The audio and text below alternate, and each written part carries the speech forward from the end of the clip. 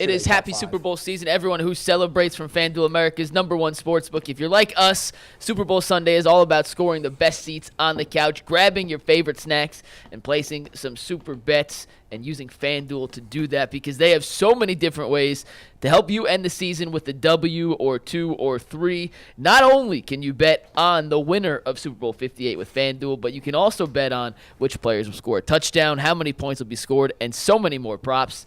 Today, new customers get $200 in bonus bets just by winning a simple $5 bet. That's $200 in bonus bets if you win your first $5 bet. So make sure you visit FanDuel.com/UCSS to sign up. Make every moment more with FanDuel, an official sponsor of the NFL. Evan Mobley makes his much-anticipated return to the Cleveland Cavaliers lineup tonight. They're taking on the Los Angeles Clippers at 7 o'clock. I'll be there. Jason, you'll be there. Mike, I got to interrupt you because you just said much anticipated. Chris Fedor said the same thing in his column yesterday. Much anticipated. We literally have 7 minutes to talk Cavs. Jason, what's that? That's what I'm talking about, Mike. We're taking we have valuable. I'm getting right to it. Let me go. My question is it much anticipated? The Cavs are much anticipated. But are the fans? Because I feel like fans are being very short-sighted, and I feel like a lot of fans are not excited about Evan Mobley coming back. I don't know. I think they just beat the Bucks. They're excited.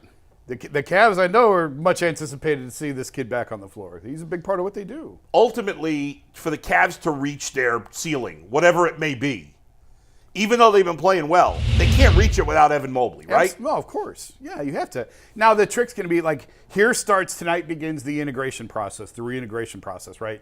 And he's on a minutes restriction tonight. What is it, 20-ish minutes tonight? Yeah, JB said 20-ish minutes. Okay, so. Is he starting? Well, we'll wait and see. A lot of times, in this instance, if a guy's missed a lot of time, you could bring him off the bench. Gotcha. But he is a starter on this team. Like, even if he comes off the bench tonight, which I don't know if he will or not, it doesn't matter. He is a starter. Should he? Yeah. Well, should he come off the bench? Yeah. I don't know. I don't think it matters. If you're only getting 20 minutes out of a guy, you're trying to be strategic with those 20 minutes. It's really that more than anything. And, it depends. Sometimes when guys are loose, you want them to start because they got a good burn in and you want to keep that sweat going. So you want to, after a pregame workout, you want to get them out there quick and get them that first run. Right. So I would imagine he starts, but it's not out of the realm of possibility he comes off the bench first game back. I don't think it really matters. It will be interesting to see once that minutes restriction is lifted, how they juggle he and I Jerry. agree. Are they going to, I'll be curious to see, do they try to play Allen and Mobley together less? And when Mobley's out on the floor without Allen, can he do some of the things that Allen was doing? Those are the fascinating questions to me. I think he can do some of the things Allen was doing, yes. Now, is he going to grab 20 rebounds, 18, 20 rebounds? I don't know. But I think Mobley does different things defensively better than what Jarrett does. So the Cavs at their best right now, Evan Mobley is one of their best players. He has to be on the floor. They just have to figure this out. You have to figure out the Mobley and Allen thing. It doesn't mean you play them both for 30 minutes together, but there's going to be stretches where if the starter games particularly, they're both starters. They're going to start. We throw out tonight. Tonight doesn't matter in terms of this, but once he's back and the minutes are up, him and Jared are both going to be on the floor at the start of the game. Are they both going to be on the floor at the end of the game? Not necessarily. You could close the game with one of them on the bench and one of them on the floor. Well, that's where rotations are so big. It depends on the matchup. It depends on matchups. Depends on where you're at in the game. If you need a defensive stop, you're going to switch, be strategic, offense, defense type thing. But ultimately, I think it is a fair question. Can the Cavs win at a high level, two non-shooting bigs on the floor together? Yeah, I think the answer to that, I don't know. I think we've seen the answer to that. Yeah, I mean, I think they can win at a higher clip the way they're winning right now. What do we think about Friday's win? But we haven't talked about that. It was a good win. It was a good win. I'd put it in a really good win category. But there's also, and this is the trap that you fall into. There's a big difference in a good regular season win and the playoffs. No, I get that. A massive but difference. You know what? There's also a big difference in a good regular season win and a bad regular season loss. Yeah, sure. Right, but the Cavs had a lot of good regular season wins last year too. Right, but here's what I think they've stumbled upon by accident. The 4 out, 1 in works. We've seen it. Well, mostly a lot we of said, teams run it, yeah. Of course. Mostly we've seen it worked against a lot of middling teams, but they were winning, and they were boat racing teams. They were winning games by 30 points. I don't think. I want to see substitute Mobley for Allen for half of the game, and let's just have the experiment with them as the control. I don't believe that you can discount regular season wins just for the simple fact of this. they need to practice and learn the way that they're going to play games in the playoffs. Sure. But that's not how they're going to play because they're going to have Mobley and Garland. So here's the thing. They have to figure out what style of basketball they're going to play so that now in the playoffs, we're not just getting into something. We have a set way we're going to play. We need to get our rotations down. We need to figure out what parts and pieces match together in lineups. That stuff matters. Like, I mean, you can't just roll the ball out in the playoffs to say we're here. No, you're right. No, they did that last year. I've said that for a couple of years. Is you have to build good habits during that's what the regular season's for, is building good habits. And when you're down, what's your go-to? What's your staple play? Right. When you're coming out of a timeout, this is what transfers from regular season to postseason.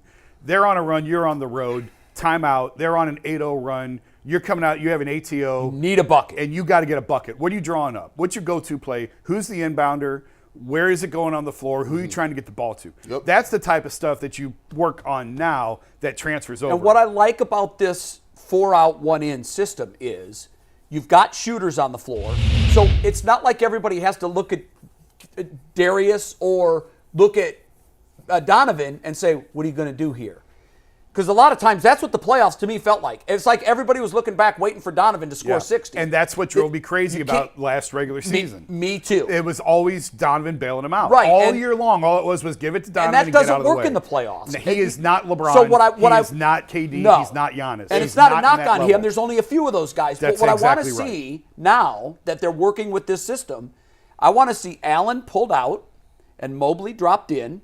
And let's just see what that looks like. I agree with you. I do think there are some things that Allen can do that Mobley can't, and some things that Mobley can do that Allen can't. But guys, I think that I think the team can be just as successful with Mobley and 4 shooters on the floor, because it's not like Mobley's a stiff here. I mean, there's teams around the league that would tell me that was their best lineup. Mobley at center, 4 shooters around Let's see him. what Jared Allen was never mentioned. Jared Allen wasn't even discussed. Well, but guess in what? that. If Mobley can be better than Allen, we're going places. McNuggets, I don't know how this works. Can you do this?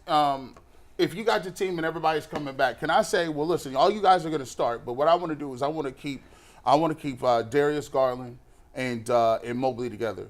And I'm gonna keep Donovan Mitchell and Allen together. Yeah. And we're gonna Why stagger. not? We're gonna stagger where you two are gonna be on the, and we still gonna run 1 in 4 out. We still gonna run that, but it's gonna be different in the way that we. JB's got to find a middle ground. You can't just have Donovan and Darius never on the floor together. No, but or Allen and Mobley never on the floor you're together. right. Here's never. the beauty of it. You can mix and match those pairings. So one game, it can be Donovan and Allen for the most part are together. Then let's see what it looks like with Darius and Allen. And then let's see what it looks like Donovan and Mobley. I know, but what are you going to do with Darius the other guys? and You're going Mobley. to play Donovan Mitchell 15 minutes? No, not at all. Yeah. There's still 24 minutes, and there probably will be times where they're on the floor together. But the reason I love that, and most teams don't have the luxury to do that, we're kind of saying that Mobley and Allen are similar, and we're saying that Darius and Donovan are similar, and I know there's differences, but they can produce microwave offense when needed. Let's minute management. Yeah. We're fresh in the playoffs, and we've got 4 different combinations that we can come at you with. I just think ultimately for the Cavs to reach their highest possible success, whatever that is, they've got to find a way for the 4 of them to play together. Exactly. In the postseason, Yes. you can't win with these 2 on and these 2 off. In the playoffs, if you're going to win at a high level, especially Donovan and Darius, they have to figure it out. They have that to be didn't on the work floor. last year. You know what the Cavs' regular season record now was? they've been through it once. Cavs' regular season record against Boston and Milwaukee last year? I bet it was about 500, It was maybe good. a little below. They were really 5 good and against 3. Boston. Wow. That's 5 impressive. and 3 against Boston and Milwaukee. And Regular Boston- season and doesn't Boston- matter. And Boston and Milwaukee are 2 teams that, I mean, Boston hasn't won a championship, but they've been to the finals. And they don't take the regular season nearly as seriously as teams like the Cavs do. Sure. But ultimately, for this team to get where it wants to go, Donovan and Darius have to figure it out. They did not play well together last year, fact. But now that you've been through it once, now that's why you got to get Darius back on the floor. They've had 11 games with this starting lineup together. That's it, 11. So you could get by with probably one of Mobley and Allen, but you have to have Donovan and Darius both on the floor together. That's a lot of Cosign. That's a lot of ball activity. They're ball dominant players. They're ball. This is a ball dominant, guard driven team. They play through Donovan and Darius. All right, do we want to do some super